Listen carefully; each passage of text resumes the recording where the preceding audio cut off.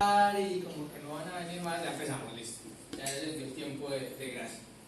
En esta charla vamos a hablar un poquito acerca de cómo es JavaScript en cuanto al pasado, al presente y el futuro de JavaScript. Vamos a hablar completamente teoría, vamos a ver algunas pantallas como tal de código, pero no vamos a escribir código pues, como tal en esta presentación. La charla se llama JavaScript, discriminando Junior Developers. Surgió en algún momento tratando un caso personal, tratando de entender JavaScript. Realmente, como es un lenguaje que se utiliza en todos lados, desde celulares, máquinas, computadores, servidores y de lo demás, se volvió muy complejo. Ya es muy duro como tal entender este mundo tan grande de lo que es JavaScript, y me di cuenta de que no es un lenguaje apto para empezar a programar. Cuando se empieza a programar por JavaScript se retrasa el proceso. El artículo que leí había una comparación de Python por ejemplo con JavaScript, del avance de la curva de aprendizaje que tiene Python, un lenguaje que es tan bueno. Es mucho menor esa curva de aprendizaje comparada con JavaScript y muchos otros lenguajes, incluido Java, incluido PHP, que son como unos lenguajes buenos y famosos, que es mejor empezar por ese lado que por JavaScript, por lo mismo, porque como es tan grande, tan famoso, hay demasiada información y pues eso tiende a confundir a las personas. Bueno, antes de continuar, mi nombre es Jason, no se los había dicho. Es Jason. Si tienen preguntas o dudas en cualquier parte de la diapositiva, pues me dicen, paramos, las resolvemos. Trabajo en Atlantic Soft desde hace 2 años, soy programador desde hace 6 años, más que todo en la parte como tal de frontend. En estos momentos estoy trabajando, en este momento trabajo más que JavaScript, PHP. En el proyecto en el que estoy trabajando están contratando personas. Si alguien está interesado como tal en un trabajo en cuanto a la parte de PHP, entonces pues pueden buscar Atlantic Soft y enviar la hoja de vida si están interesados. Por este tipo de cosas es que JavaScript empieza a ser un lenguaje confuso y no apto para junior developers. Pues es una comparación, no sé si ya la habrán visto antes, cuando empieza a hacer como una comparación de unos valores, cuando trata de comparar valores vacíos, y que al final es confuso realmente cuando él empieza a hacer la conversión de tipos, porque él maneja una parte de tipos muy complicada. No la vamos a ver ahorita, solamente pues quería como ponerles esta parte acá, que es una cosa muy común en JavaScript. Empecemos, listo. No sé qué tanto conozcan de JavaScript en cuanto al tema. Empezó por allá en los 90. Cuando ya existían páginas, ya existía HTML, ya existía CSS, páginas estáticas, ya era un boom. Entonces una persona por allá en Sun Microsystem y también en Netscape empezaron a decir que había una necesidad, y era como tal de correr programas en la parte del navegador. Entonces en este año, en el 95, alrededor de 24 años atrás, un programador creó algo que se llamaba como tal JavaScript. Se integró y salió adelante y toda esa vaina. Para el 2009, que también es la idea como tal de esta charla, que para el 2009 la librería que dominaba el mundo de JavaScript en la web era jQuery, ¿cierto? Todos conocemos jQuery, me imagino que todos en algún momento lo hemos trabajado. Hasta el año pasado al menos el 90% de sitios en la internet utilizaban jQuery, o sea que si usted empezaba a ser un programador web necesitaba aprender jQuery, y hasta el día de hoy hay muchos sitios hechos en jQuery, así que para poderles dar mantenimiento necesitamos aprender jQuery. Y en el año 2019 ya tenemos toda esta parte, así que aprender JavaScript hoy pues es realmente complicado, una curva de aprendizaje larga. Hasta el año pasado, según GitHub, el lenguaje de programación que dominaba como tal la parte de commits y movimiento era JavaScript, por encima de Python y Java. Entonces pues, aparte de que es un lenguaje pues sí complicado, pero pues como se puede utilizar en tantos lados, realmente pues es bueno aprenderlo.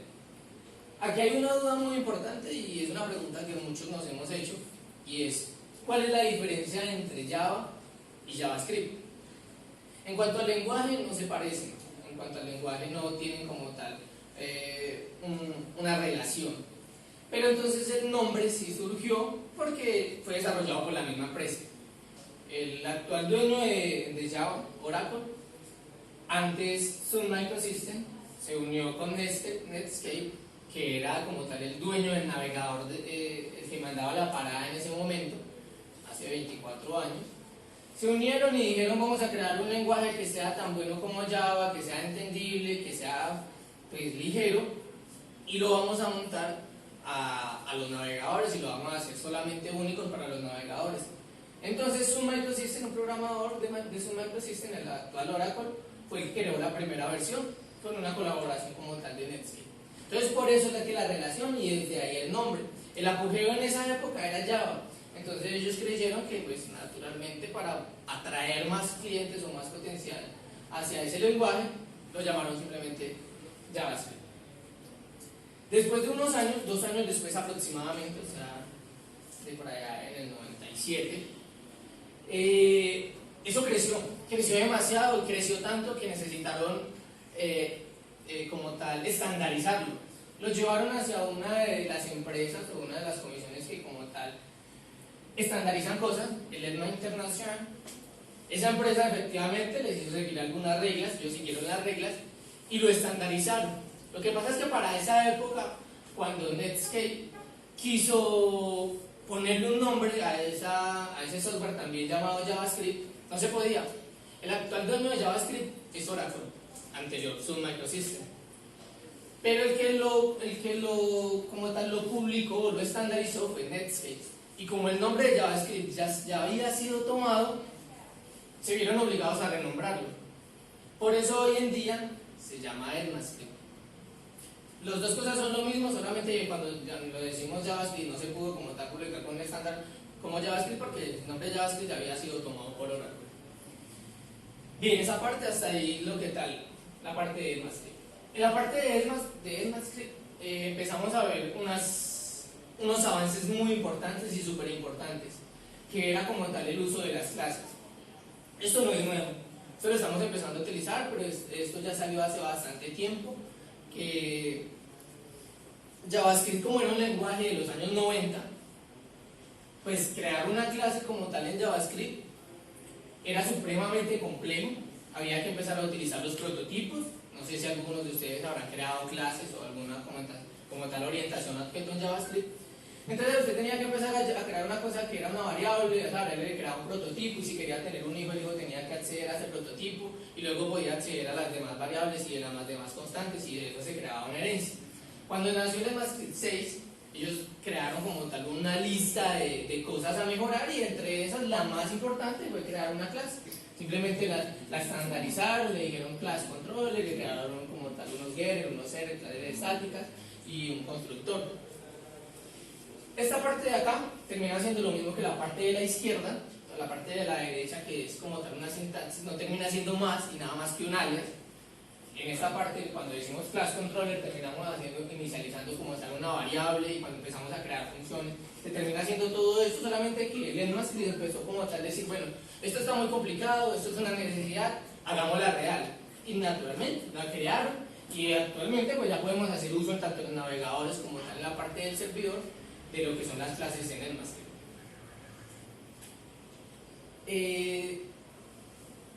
Hay algo importante también a tener en cuenta, y es que ese release del ECMAScript 6 fue uno de los ES6, fue uno de los más importantes. ¿Y cómo salió como tal eso? ¿De dónde salió y por qué surgió? Existe algo que se llama el TC39. Es un commit, es un grupo de personas, es una unión de pues, varias personas como tal que lograron crear un estándar para JavaScript. Entonces lo que ellos hacen es permitir de que si usted como desarrollador cree que JavaScript puede mejorar algo, usted lo propone y ellos lo empiezan a pasar por etapas.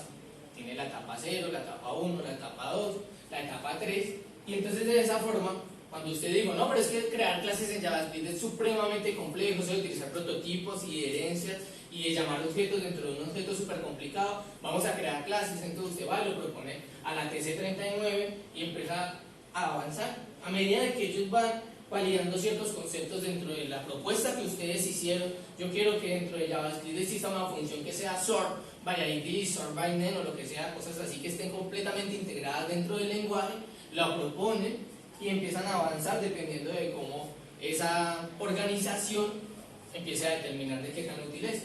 Y así fue que nacieron como tal todos esos features o características del ES6, que son los parámetros por defecto, los strings literales que permiten como tal saltos entre línea, el destructuring, el enchase objects y muchas otras cosas más que salieron como tal en ese primer lenguaje.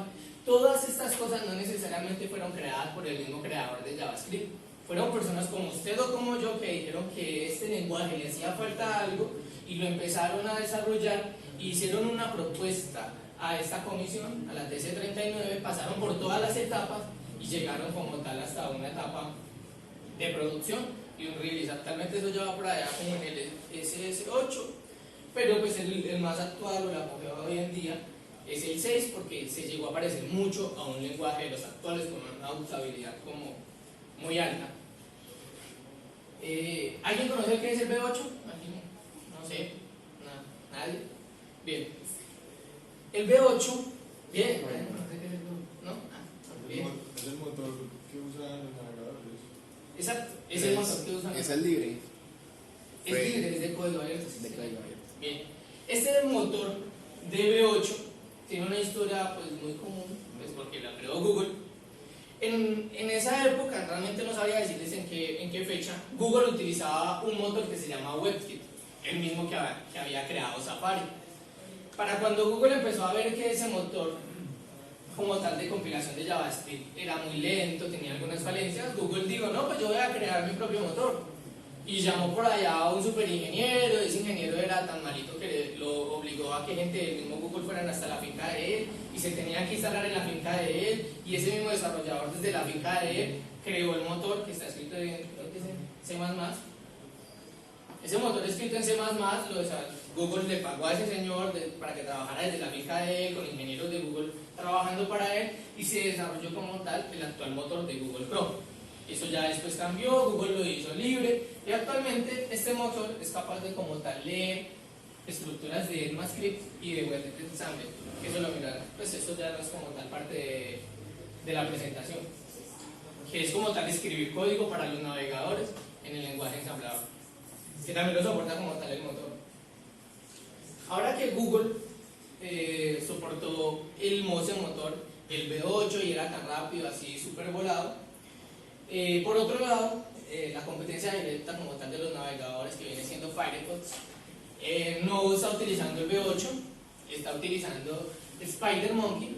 Es muy importante saber que los dos tienen ambos motores de compilación de JavaScript diferentes, entonces por eso la velocidad puede variar bastante. Puede que como tal Firefox sea más rápido la búsqueda, pero la compilación del código puede ser diferente. Una cosa como tal es el navegador, otra cosa es el que compila JavaScript.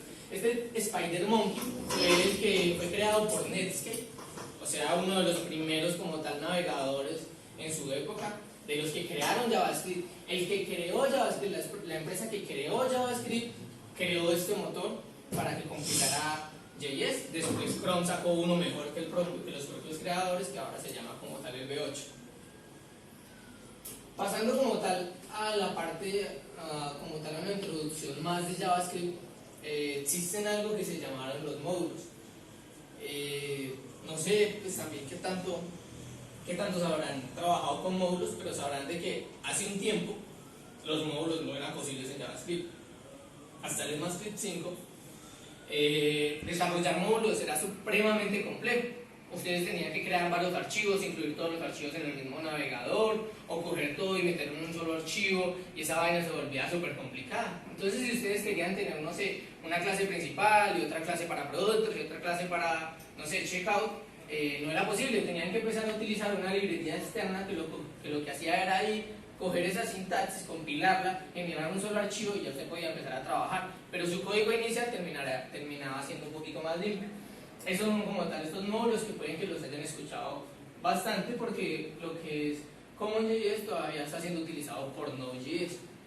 Solamente eran eso, librerías que lo que permitían era modularizar, separar la escritura del código para que nuestro código quedara un poquito más organizado y pues no hubiera tanta confusión al momento del desarrollo.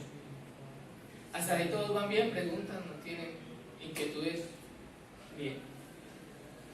Después de que salieron estos dos, CommonJS y SystemJS y otros muchos más, pero estos dos eran como los más importantes, nació Babel de esa necesidad de ver, de que, bueno, existía una parte como tal que eran los módulos. Bueno, los navegadores no los soportaban, entonces había que instalar una librería para poder separar, modularizar y todo ese tipo de cosas.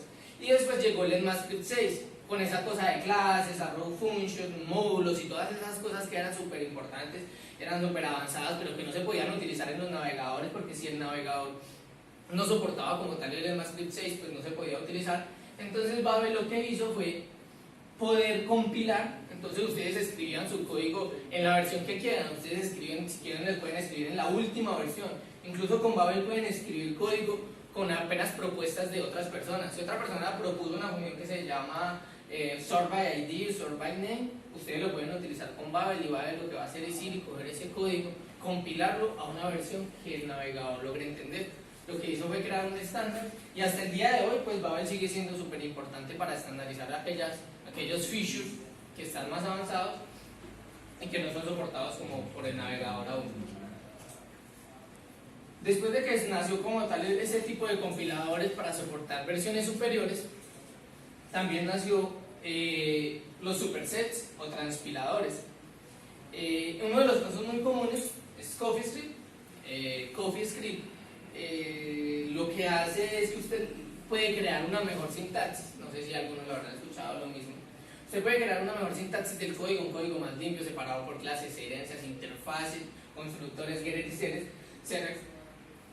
Y él lo que terminaba haciendo es todo eso que usted escriba en ese lenguaje de CoffeeScript, compílelo a JavaScript, y en cualquier navegador él va a empezar a ser utilizado. Es que el problema surgió es porque JavaScript fue descuidado durante mucho tiempo, pero es el único lenguaje que es legible por un navegador.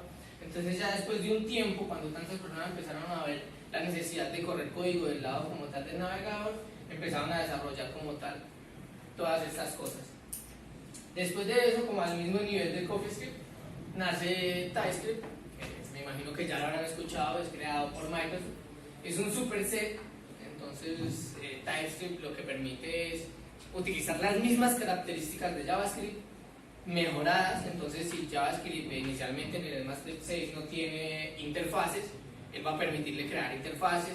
Si usted no tiene los decoradores, él le va a permitir integrar decoradores y otras super características, funciones más avanzadas que son creadas directamente por TypeScript. Después de que ustedes terminan de escribir su código en TypeScript, lo que va a hacer es compilar ese código a JavaScript hasta una forma en que sea legible naturalmente por todos los navegadores. Esto es lo que les hablaba ahorita. No sé si habrán escuchado algo de Node.js, y es la diferencia que tiene el ECMAScript con Node.js en cuanto a la modularización de código. Para utilizar módulos en ECMAScript se utiliza una sentencia que se llama import, pero para utilizar módulos como tal en Node.js,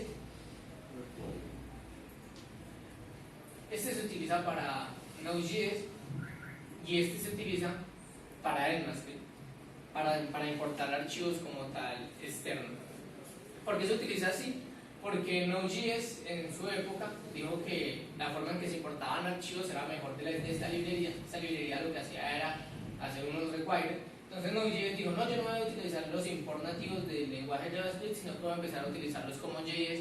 Entonces hasta este momento casi que si usted escribe un código, no va a tener que cambiarle nada para ejecutarlo tanto en un navegador como en un servidor. Usted puede escribir código en JavaScript, lo puede ejecutar en el navegador como en Node.js, y todo lo que tiene que cambiar o todo lo que tiene que preocuparse simplemente va a ser por la forma en que se importan los módulos, porque pues JavaScript se puede ejecutar desde ambos lados. Luego pasa algo, y es que JavaScript, como muchos lenguajes, también empieza a ser como tal incompleto. Se necesitan algunas funciones de que tengan una mayor complejidad, buscar dentro de varios objetos, buscar dentro de varios arrays, dentro de una matriz. Entonces llegan estas librerías como Lodash, Underscore y Random, que lo que permiten es, usted la integra y ellas le empiezan a generar también un superset, pero como tal, solamente librerías o pequeñas funciones que le ayudan como tal a hacer la vida a usted más fácil como tal en el desarrollo. Luego están los paquetes, el NPM, que es el Node Package Manager, nos permite como tal integrar librerías de terceros, todas las librerías que necesitemos, como no sé, consumir un API o consumir algún método de pago, podemos hacerlos a través como tal del manejador de paquetes. En este mismo manejador de paquetes están librerías tanto para Node.js como para JavaScript del navegador. Entonces es muy importante cuando a veces descargamos una librería y esa librería está utilizando bien sea el require o el import. Entonces si esa librería que bajamos tiene requires, entonces no nos va a correr en el navegador. O si esa librería tiene imports, no nos va a correr desde el lado del servidor y tendríamos que utilizar, no sé, alguna otra herramienta para que ese código pueda ser compilado. Pero en general estas librerías se deberían de poder utilizar tanto en el navegador como en el lado del servidor. Ya después, por allá mucho tiempo después de que vieron de que el motor V8 era gratis, pues como tal era libre, era de código abierto, llegó un señor por ahí y dijo, no, pero vamos a correr ese JavaScript, está corriendo como tal desde el lado del navegador, ese motor está súper bueno, y ese motor lo que permite es compilar JavaScript. Vamos a crear un lenguaje que compile del lado del servidor y va a utilizar ese mismo motor. Es decir, que la misma sintaxis que se reconozca en el navegador, como el navegador está utilizando el motor V8, esa misma sintaxis va a ser utilizada como tal desde el lado del servidor. Solamente depende de qué versión del V8 tengan instalado cada uno. Entonces en el navegador podrían tener la última versión del motor V8 y en la parte del lado del servidor pues puede que tengan una versión más bien, entonces puede que no se compile. Después de que eso empezó a ser así como tan importante, tan relevante, empezaron a crearse frameworks, lo que es Happy.js y Express.js, que son como tal los dos frameworks que van mandando la parada. Este framework fue creado para Walmart, un día tuvo para allá un Black Friday y necesitaron que soportara ese framework millones y millones de personas, entonces se creó y nació Happy.js. Y Express pues sí, siempre ha sido un framework minimalista para Node.js y pequeñas aplicaciones. Bueno, ¿alguien sabe qué es Vanilla? JavaScript puro. JavaScript sin nada, basta. Exactamente, es eso. Es muy común escuchar